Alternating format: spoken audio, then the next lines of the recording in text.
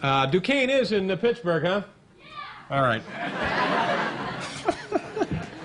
Are those folks on the staff? We're not sure. Not sure. All right. Dear Mr. Letterman, each night as you assume your monologue position, a pair of rather superfluous stage doors close behind you. However, the door on the audience left always, but always takes longer to reach its closed position than the door on the right.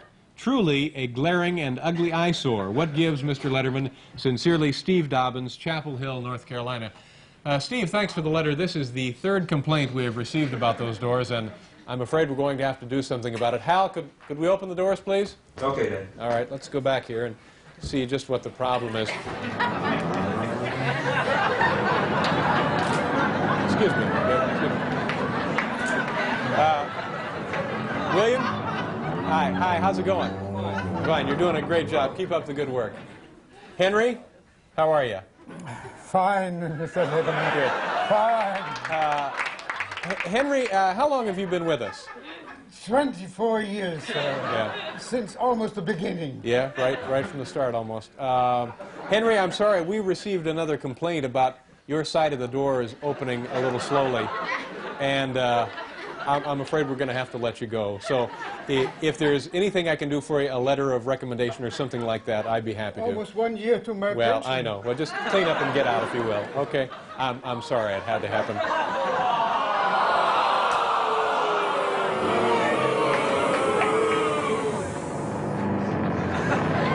Well,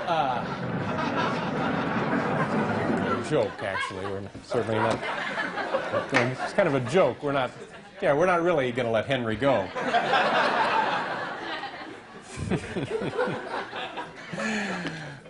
Letter number 4. Dear Dave. No.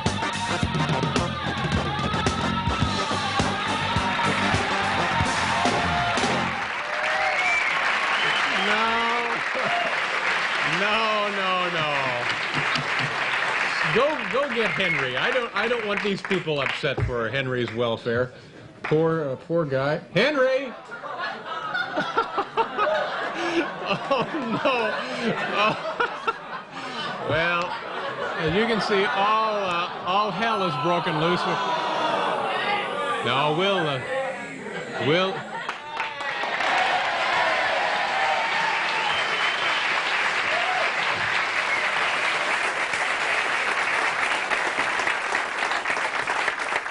Henry? Where did Henry go? Henry? Henry, we were just teasing. You have a job with this company for as long as you'd like it. And to prove it, Mr. Tinker asked me to give you one of these late-night sponges. And here are some facial blotters. Thank you. Well, thank you. Congratulations. Nice working with you. Thank you.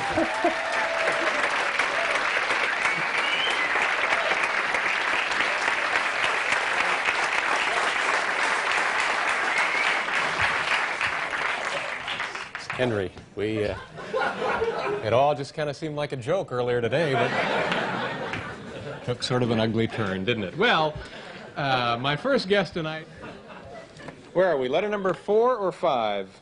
5. Don't be getting impatient now. Dear Dave, after you do your opening monologue, you introduce Paul and the camera leaves you and focuses on Paul. The next time we see you, you're comfortably seated behind your desk. You once said that this was done in order to prevent a really awkward situation from taking place. My question is, what is this awkward situation that myself and millions of late-night viewers are deprived of? A loyal fan, Dan Blueball, Mount Vernon, Ohio. Dan, there are a lot of reasons for the camera to stay on Paul to cover my cross to the desk, and I'm afraid that sometimes it is to spare you, the viewing public, from witnessing awkward scenes. Take a look at this videotape from one of our isolated cameras, and I think you'll see what I mean. Bess Meyerson turns to Roberto Duran, and she says, "Okay, you inflate it." Oh, now say hello to our good friend, Mr. Paul Schaefer, ladies and gentlemen. Paul Schaefer. Thank you so much. David, you are... Come on, we need a chair. Get out. I like my presents. Oh, I just let's get it. Come on. We got to get you out of here. Come on. Here. I just got a feeling about this show. I think it's going to be one of our best shows ever, don't you think, Dave? I have a feeling probably it will be. Thank you very much, Paul. You look very nice tonight. Oh, thanks. We have a fine program for you. We do have a fine program for you, folks. We have X, also Bob Green, a visit to the Electronics Fun Expo, and this year's Penthouse pet of the year, Sheila Kennedy. She'll be joining us in a couple of minutes. Come on back, folks, after you take a look at that.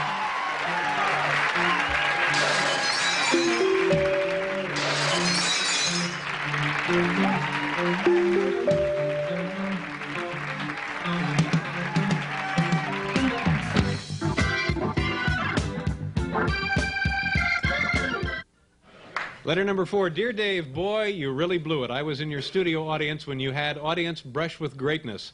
Because I was only a lonely standby, I did not get a chance to volunteer my story. I sat on the lap of Luciano Pavarotti. Yeah, it's like being in a state park.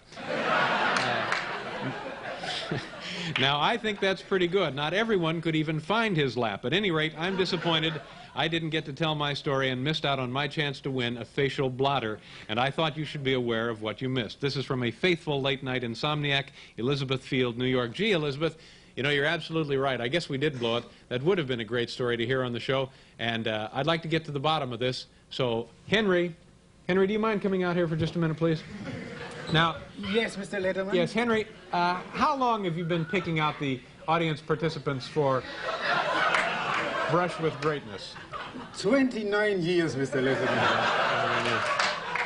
And yes, now I have only 1 year to go for my pension. Yeah, less than a year to go. Well, Henry, how is it that with all of that experience, nearly 30 years, you didn't pick the woman in the audience who sat on Luciano Pavarotti's lap for Brush with Greatness? Oh, I'm so sorry. I remember that day. I left the clinic and I was mugged. They took my coat and my eyeglasses. So when I faced the audience, I couldn't read the writings of the questionnaires very well. Yeah. So I was shivering so much and I couldn't write anything down either. Yeah. Well, I'm sorry. I'm sorry about that. I'm so sorry Yeah, about that. yeah. So sorry. Yeah. Well, you're fired.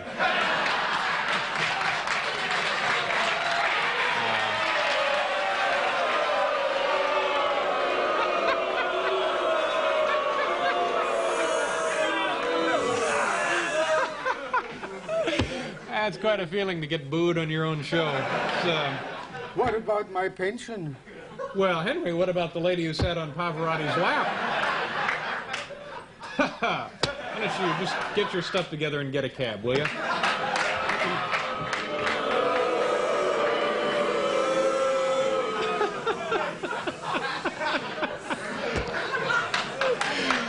Oh, my poor Henry. Well... Oh, all right, you give him a job. Just, let's see, letter number 5. That concludes this batch of viewer mail. Is Henry out there? Yes. Henry, come on back in and take a bow. Here he is, ladies and gentlemen. Very nice, Henry. Okay. We got a great show for you. Ruth Westheimer is here. It's a Clark Show and Telling. Richard Lewis is here.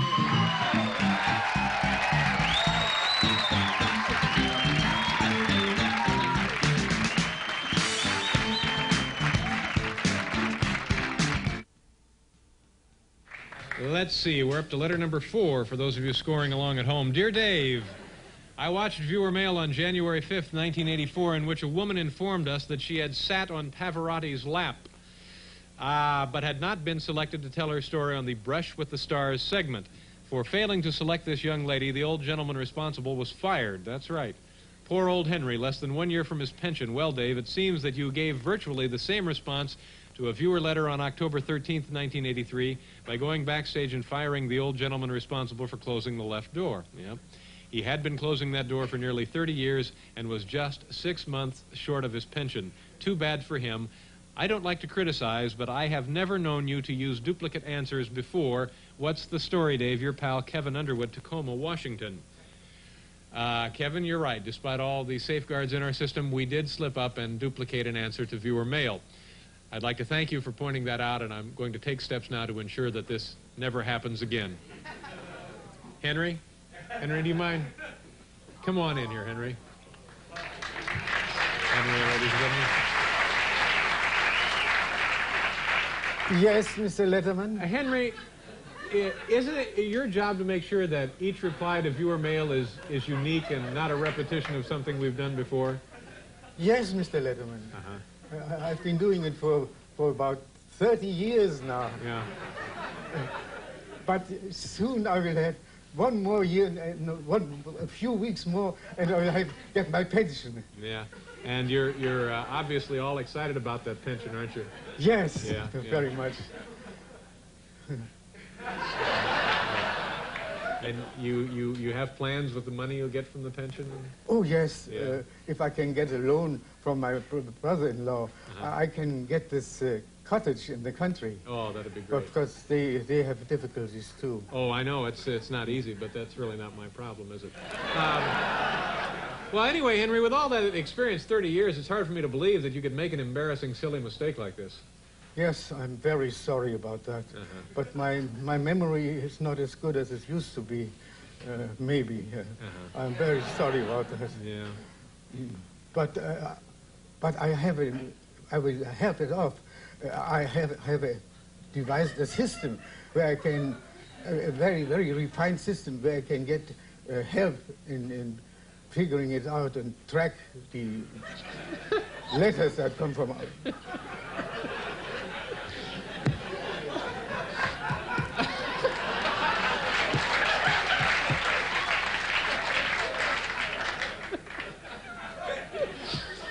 So, now, Henry, this system we've heard so much about, it'll help keep these mistakes from happening again. Yes. And what I want you to do is explain to the person who will be taking over your job just exactly how it works, because you're history, pal. But my pension... You know, Henry, maybe if you'd spend a little more time worrying about viewer mail than talking about your damn pension, we wouldn't be having this discussion, would we? Now, just get a cab and get out of here, pal, all right?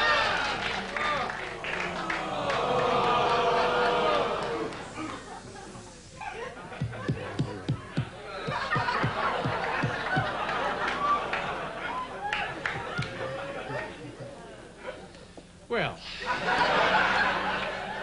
that was a little skit we like to call Henry. All right, now what are we doing? Just moving on, aren't we? It's just a joke, see, it's just a joke. We'll have Henry back here another night. Don't okay.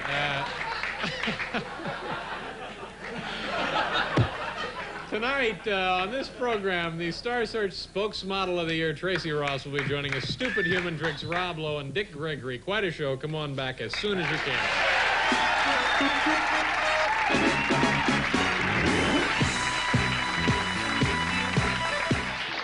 Letter number 5. Dear Dave, now this is kind of rough language. Who's the idiot who took away your black phone? I liked your black phone, but now it's gone. Why, Dave, why? Marie Reed.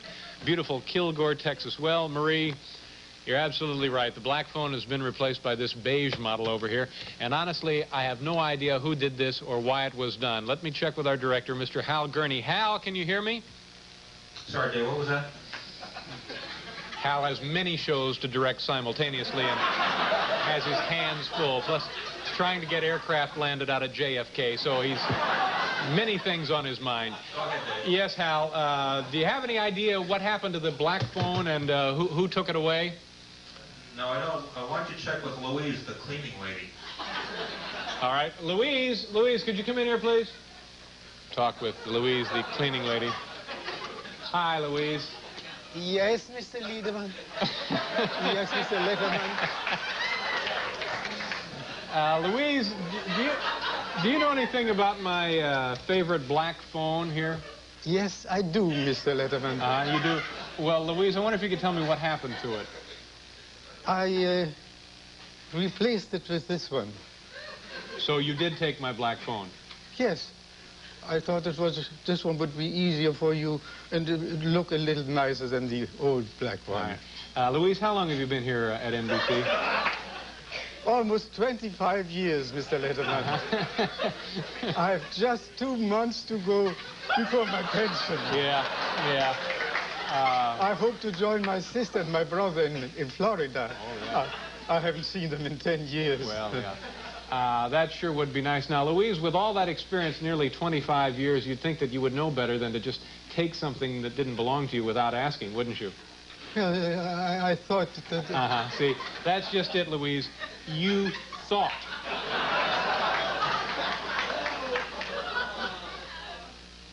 Yes, I thought it could be nice this way. Well, Louise, don't worry, because now you're going to have all the time you need to think, because you're fired.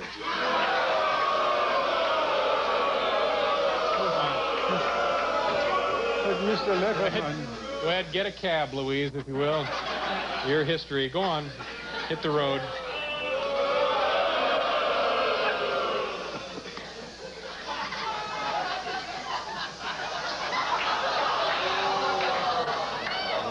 Okay. Louise.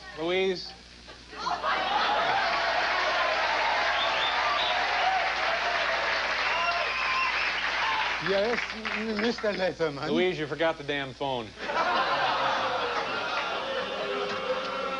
There you go.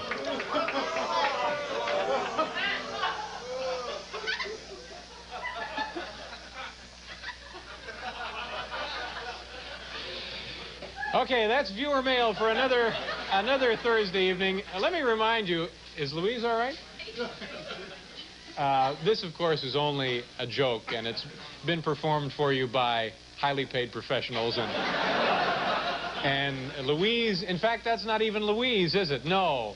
And everything's just fine. We couldn't be happier here, could we? Okay, well, we're going to load up the water ski film. We'll be back in a few minutes to talk with Mr. Tri-State.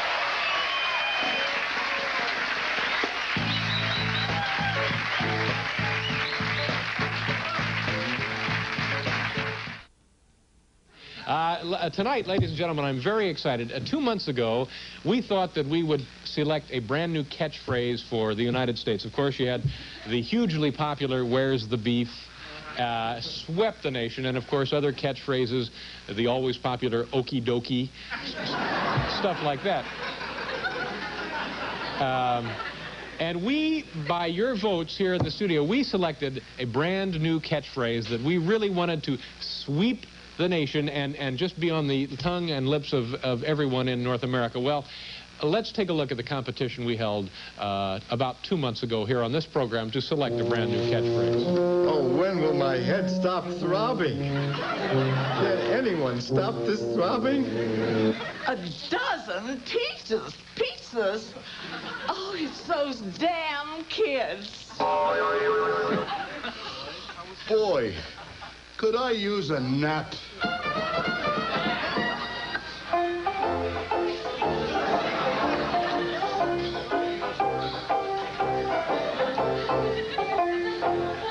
I can't get this jar open.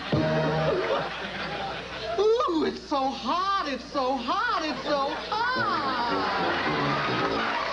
So, boys, how was school today? They pelted us with rocks and garbage.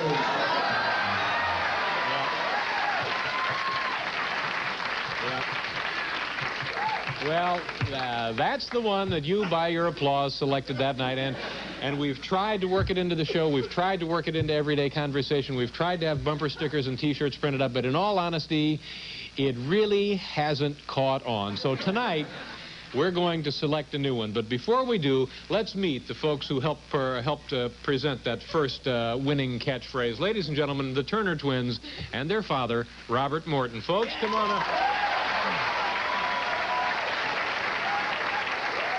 Hi, nice to see you. Thanks, kid. Mr. Morton, nice to see you. First of all, you won the contest.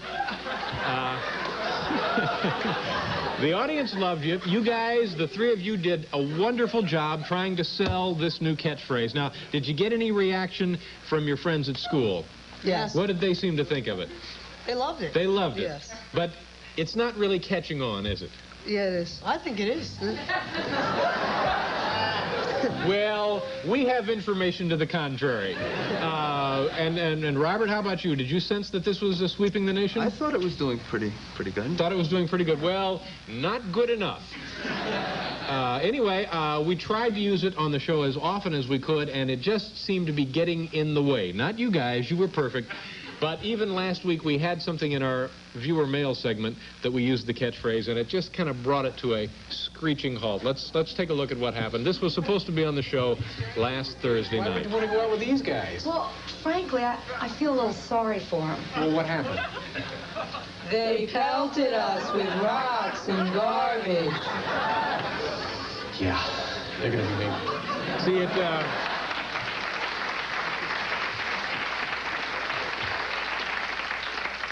And once again, let me reiterate, we were happy with you folks. We thought you did a great job. We just feel it's time to select a new phrase and move on, and maybe we'll have a little better luck with the next one, you know? Is that all right with you guys? Hope so. Okay. And by all means, I'd like you to all stay right there. Thanks. As we meet the other candidates. It's been fun, though, hasn't it? Yes, a lot of fun. Okay. You're the best. Thank you very much. Okay, so that's what we're going to do tonight, ladies and gentlemen. We're finally putting this one to sleep. They pelted us with rocks and garbage. It just didn't work. We're going to select a brand new catchphrase by the votes of our studio audience. Let's begin now our search for a new catchphrase. Ladies and gentlemen, candidate number one. Candidate number one right there. What do you want? Wicker? Okay. Candidate number one.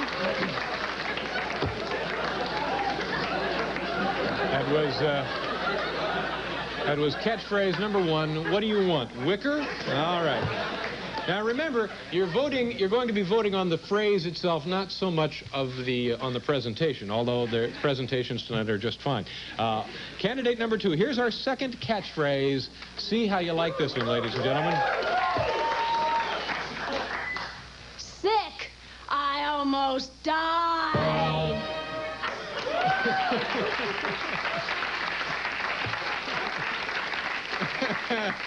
All right, that was catchphrase number two. Sick. I almost died. I bet this is kind of a bittersweet moment for you folks, isn't it? All right, now for your consideration, a third catchphrase in the running. Ladies and gentlemen, say hello to our next contestant. Come on out, sir.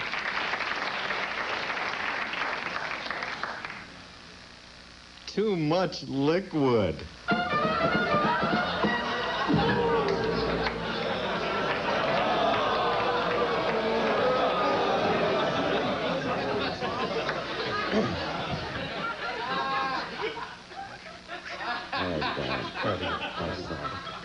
One more time.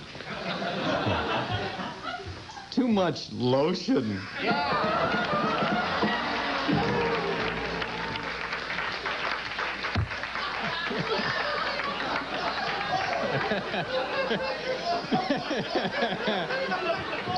Okay.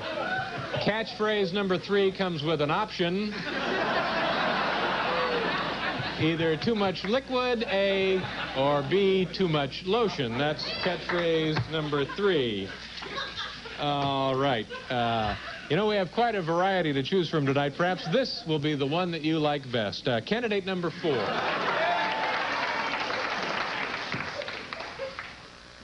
Ooh, I should have killed it before I ate it.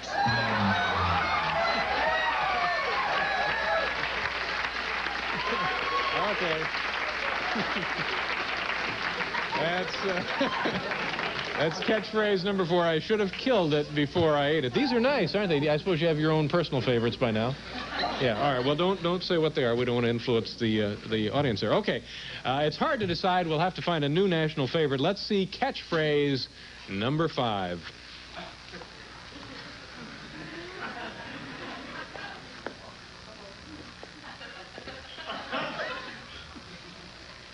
I do and I do and I do for you kids.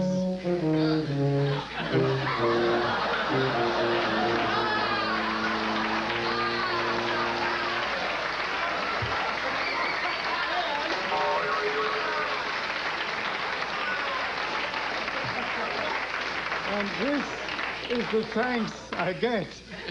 All right.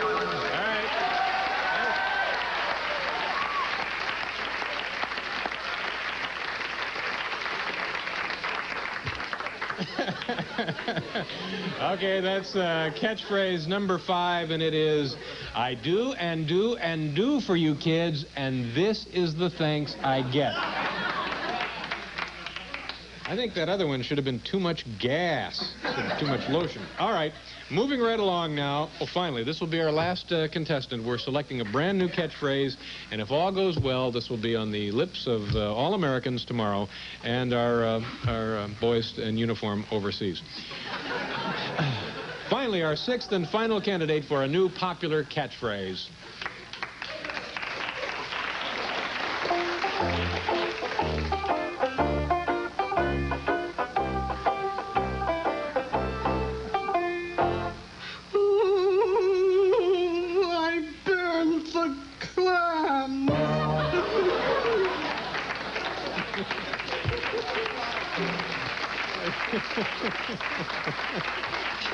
Thank you very much. That one, of course, was, ooh, I burned the clams. All right. Okay, now what we're going to do, folks, it's time to vote. Let's have all the contestants come on out, line up, and we'll be voting now. Think it over, search your heart deeply into your soul, and select a new catchphrase for this country. We're going to register your applause on this terribly sensitive piece of audio equipment. There we go. All right, are we ready to vote?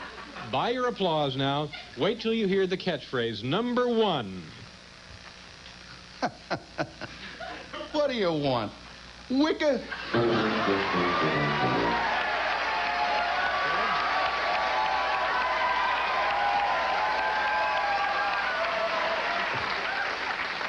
All right, now here's our second catchphrase. Take it away. Sick. I almost died.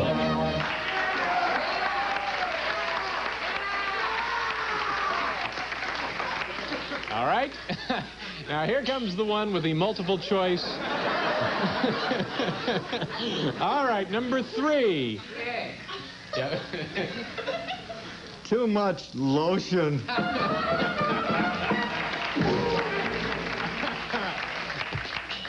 All right, too much lotion, not enough rehearsal. Now, no, it's good. It's a simple slip of the tongue. Thank you very much. You did a fine job. Now, number 4, ladies and gentlemen. Ooh, I should have killed it before I ate it.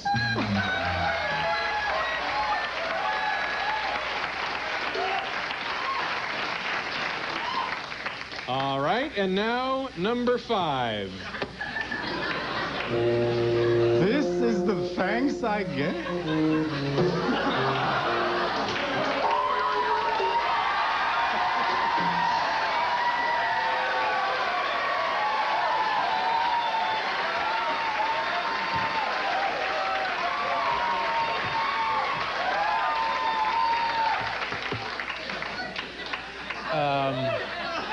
You guys are still available, aren't you? Okay. Okay, that was number 5. This is the thanks I get. Okay, and finally, our last catchphrase. Take it away. Ooh,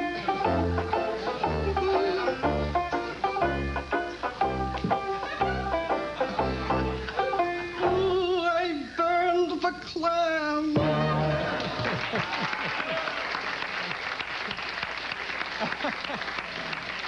Okay, that was number 6. Now let me ask our producer, which one is the winner? Number 5.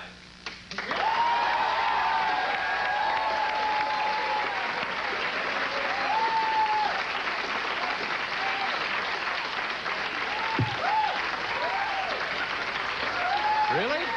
Number 5? Run out, boys. Okay, we have a new winner, and first of all, thank you very much. Oh, you know, the clams is what smells. Yeah. That's the incense. Yeah. Yeah, nice try. Thank you very much. Here's our winner. Thank you, sir. A nice job. Howard, thank you so much. Nice to see you again. Yeah. Thank you very much. I'm sorry you didn't win. Thank you very much. We have some lovely parting gifts for all of you folks. Okay, here's the new winner. And to get things off to a good start, this is going to be replacing now. What was it? Okay, that's gone. Let's all try it together now. Ready? I do and do and do for you kids, and this is the thanks I get. Thank you, gentlemen. Nice job. Thank you very much. Mr. Morton, nice job. Congratulations. We'll be right back, folks.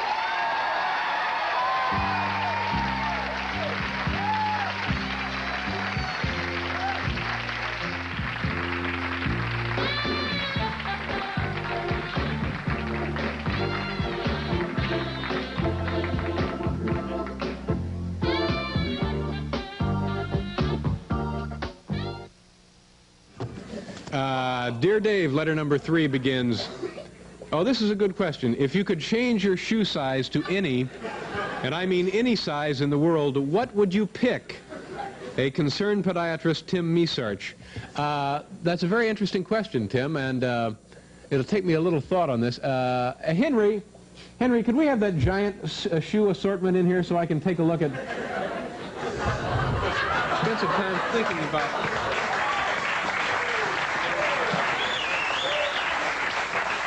what size... Here you are, Mr. Letterman. Okay. That's actually about what I... Now, this is... Henry, I can do this by myself. Why don't you just hit the road, get a cab, just beat it, will you? Fly. Pound it on out of here. Henry, I'm sorry, is something troubling you? I do and do and do for you kids, and this is the thanks I'm getting.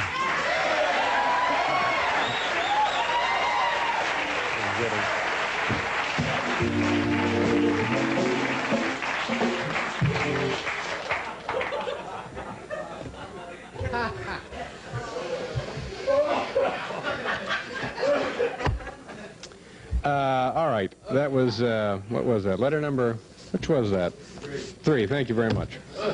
Letter number 4, by the way, that's the new catchphrase that was supposed to sweep the nation, and it's done nothing. I am losing the will to live.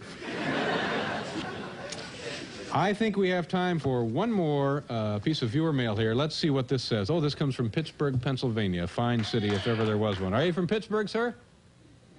No.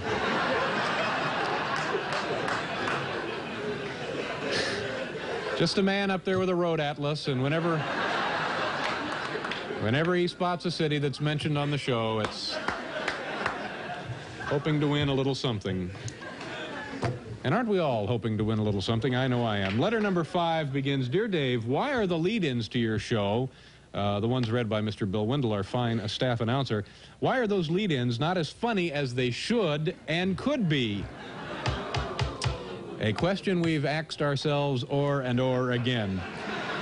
This comes, again, it's another team. Sincerely, Eric Wymiskitch and Robert Orquise. I know I'm not getting those names correct, but I'm awfully sorry. Well, the question is, why aren't they as funny as they should and could be? I don't know. I tell you what let's do. Let's talk to the man who writes them. We'll get right to the bottom of this right now. Henry. Oh, Henry. Henry. Oh. By the way, give my best to the farts, will you? Oh. Henry. Hi, Henry. How are you? Hello, nice to see you. Mr. Hesselman. Yeah, nice to see you, Henry. Listen, how's it going? What time is it? What time is it, Mr.? It's about 20 minutes of 5 or 6. What is it, 5 or 6? AM or PM? PM. Yeah. Listen, Henry, it's about the opening jokes that you've been writing for us. Yeah, I worked very hard on them, Mr. Hesselman. I know you did. There are 3,500 more of them. Oh, good. Here. Good. I hope there are some of them that you will like. Yeah, well, you know, that's what I wanted to chat with you about, Henry. The jokes are just no damn good. And as a result, I'm afraid that you're fired. Fired? Yeah. But I have one more payment on my satellite dish. Well, well, yeah, you figure it out. Whose problem is that? I'm sorry, Henry, your history. So if you just beat it and get a cab, well, I'd appreciate it.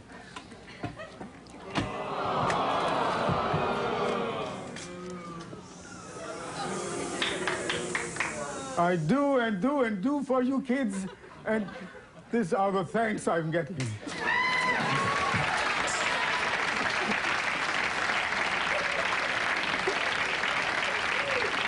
Tell you what, Henry, come here. Let me have the restroom key.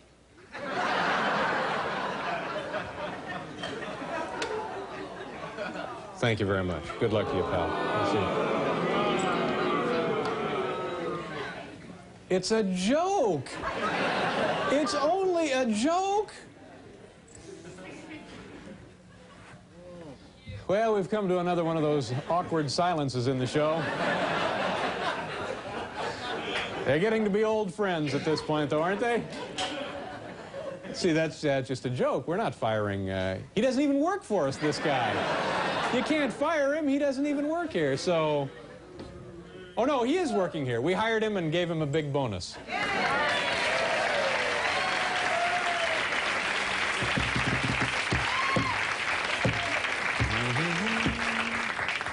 We have a mighty entertaining program for you tonight, ladies and gentlemen. We have stars from the field of radio, television, motion pictures, track and field. World-class Olympian will be on this program tonight. So those of you who were hissing earlier, just think that over during this commercial. And we'll be right back to meet Tony Danza.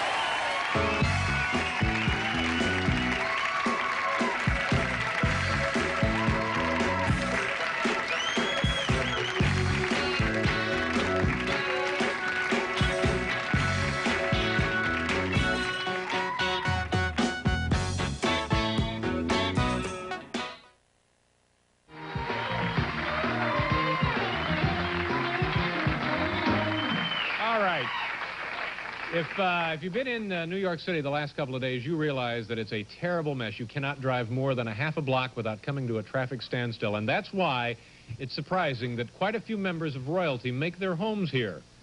So we went out to meet some of the princes that live in Manhattan. Well, here we are in the beautiful Prince Deli on 3rd Avenue in wonderful New York City. And your name, sir? Mike. Mike, and I guess you would be the prince, right? Yes, I'm the prince, really. Oh, you are the prince? Yeah, I'm the prince. So you said he's the prince, right? That's okay. Go ahead. After me. And is there a princess deli? Prince deli. Princess deli, prince deli. Prince is not the princess. No, I know it's not the princess, but if you're the prince... No, I need a princess. There's not a princess. No. See, you said there's not a princess, so we're... So that's all right. That's all right. Here, you take that.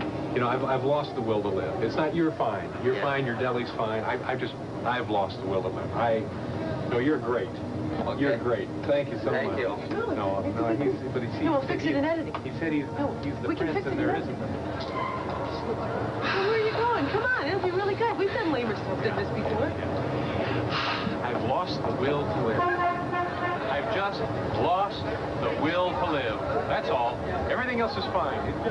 Hey, Merrill, where's the next location? Well, it's supposed to be Princess Deli, but I don't know where he's going. I will talk to him. Wait. Wait. Mr. Hesselman. Mr. Hesselman. Mr. Hesselman. I should give it a rest. I've lost the will to live. No, Mr. Hesselman. There's so much to live for. Hey, like what? Everywhere you look are the golden strands in life's majestic tapestry, Mr. Hesselman. Come with me, and I will show you the beauty and joy that surrounds you. My paradise, Mr. Hesselman. Mankind's purest offering. Yeah, just like a shrine in here. What about this photo of TV's Joan Collins? Yes, Mr. Cleverman. Life's richest treasures surround you. This is only the beginning. Wait a while. I'll show you. Take Take a look. The world's most luxurious billiard parlor. Just exactly what is a billiard? Oh, I knew you'd love it, Mr. Montgomery. Come along.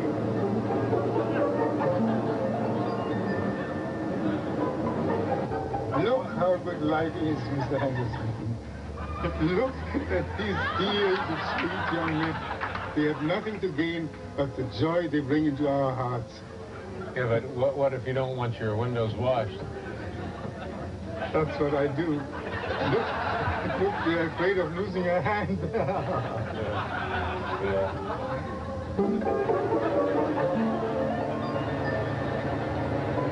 Wait, Mr. Tuttle. Don't give up.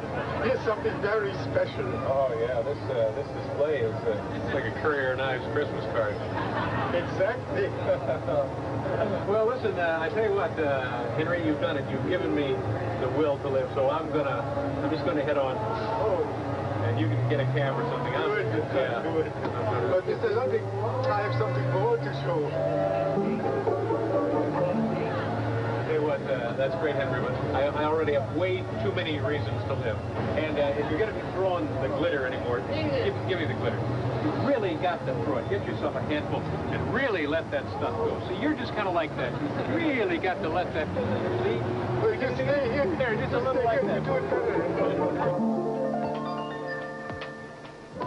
Well, here we are at Prince Deli, and let me get this straight. You, in fact, are Prince? Yes, I am Prince. All right. Prince, let me ask you a question. Where did you get the idea for that whole Purple Rain deal? Yeah, this is like a long story about that, about this name. And do you still see Apollonia? Yeah, all time. And you're kind of a flashy, actually flamboyant dresser. Who picks out your outfits? Myself. And it's pretty much responsibility for a guy living in Minneapolis and being a rock and roll star and also operating a deli here in New York, isn't it? This is no problem. On the drive, though.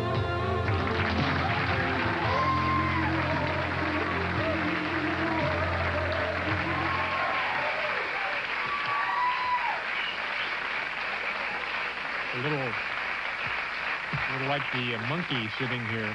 Okay, there you have it. Well, now what are we going to do? Oh, we're going to do a commercial, and we're going to introduce you to George Mosteller, the man who collects food. We'll be right back, folks.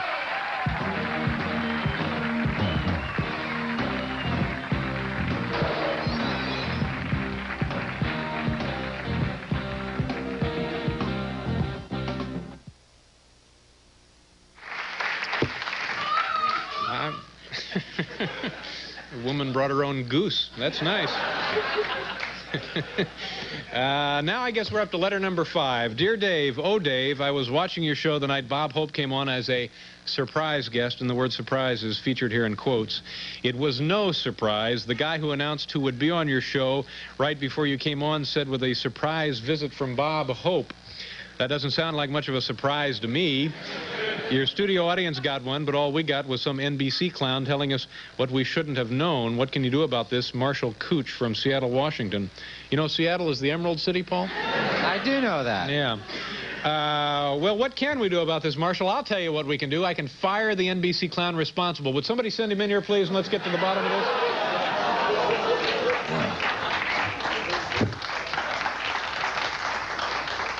You want to see me, Mr. Hesselman? Yes, Henry, how long have you been the NBC clown here? Oh, many, many years, Mr. Hesselman. Ever since I ran away from the Moscow circus to seek political asylum in the West. Yes.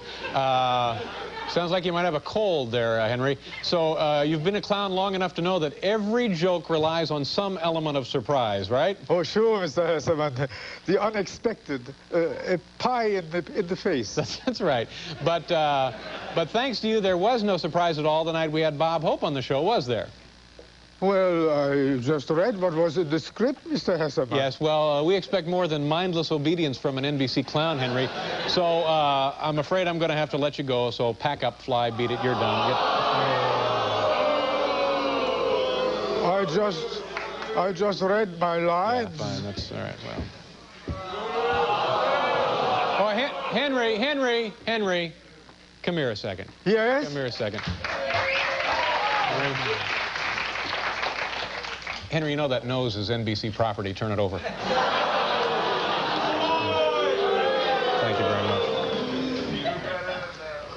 Why do you boo? It's only a skit.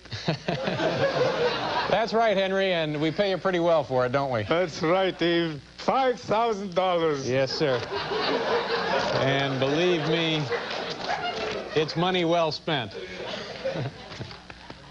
I just love that guy. Okay. Thank you very much, Henry. Take care.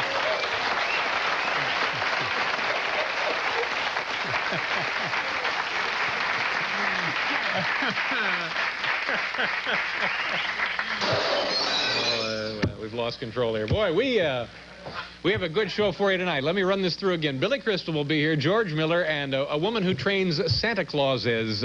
All of these folks, and we got surprises, right, Paul? Yes. Okay, we'll be right back, folks.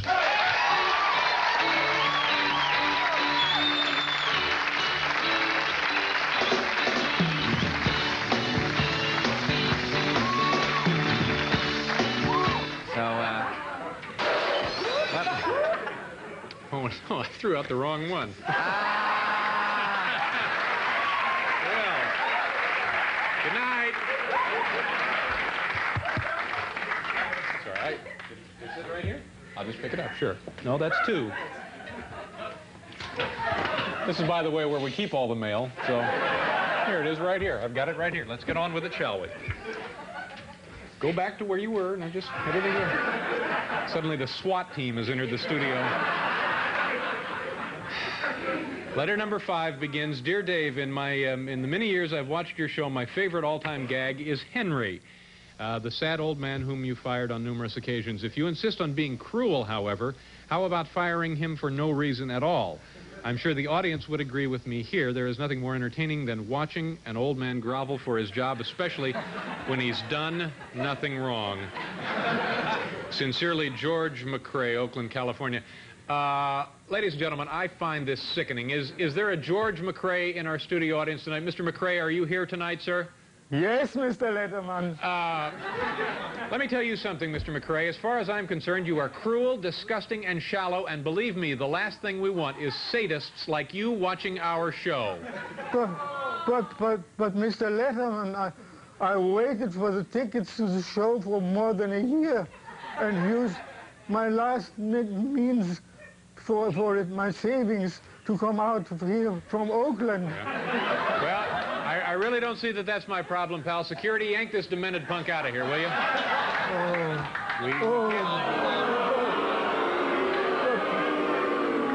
But Mr. Letterman, please, I was looking forward to seeing Leon Sphinx. Oh, please, ladies and gentlemen, tonight the role of home viewer George McCrae was played by our very own Henry. Henry, come on back here and take a look. Nice to see you. Thank you.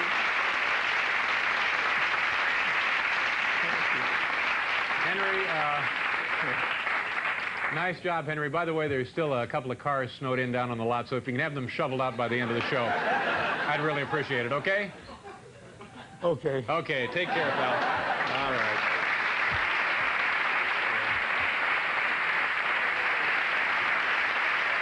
All right. That's just a joke. That's just a silly little joke. He's a very nice man, and we have him on the show from time to time so we can fire him, but he's a... oh, this is a very exciting show. Johnny Cash will be out here in a moment. Leon Spinks is here, performance artist Pearl Burnett, and we're going to take you on a visit to the auto show, so please come on back.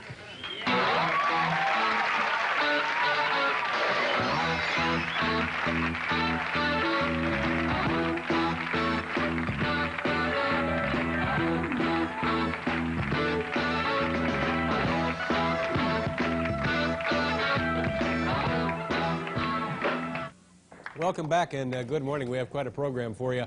One other thing that we always do every day is we check in at the Morning Show Weather Center with our own weatherman, Dr. Henry. Dr. Henry, what's the weather like out there this morning? I know it looked pretty nice coming to work. Good morning, Tony. Good morning, Mr. Hesselman. Good morning, Dr. Henry. The temperature is a balmy 54 degrees here at the Weather Center.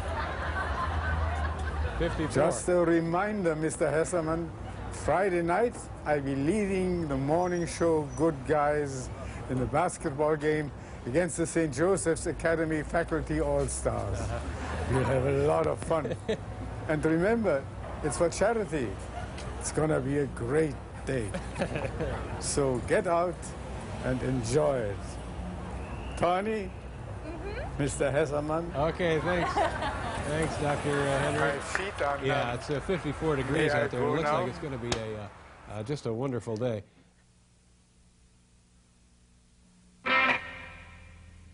Roll and take 10.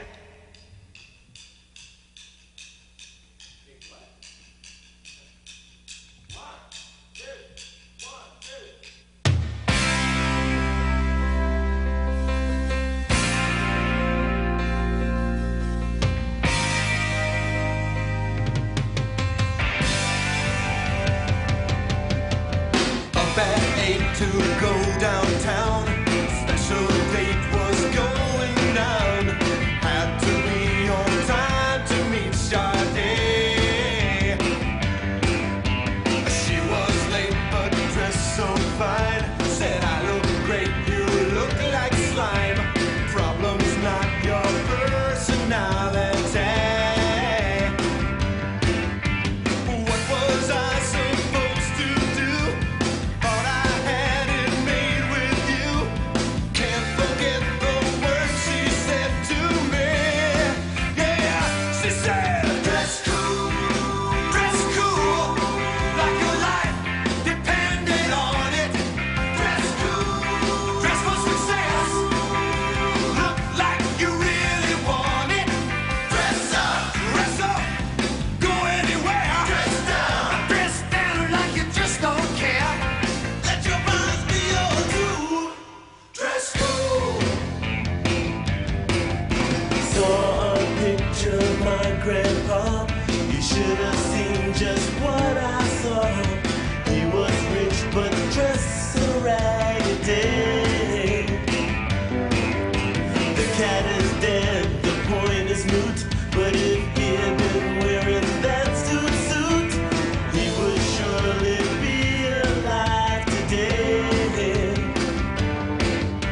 Now I don't want to sound too rude, but I do not want to be snail food. I've got to clean my act up right away. Hey, dress cool, like your life depended on it. Dress cool, dress for success. Look like you really want it. Dress up, go anywhere. Dress down like you just don't care. I say you're from Liverpool. Dress cool. Waking up a little extra early.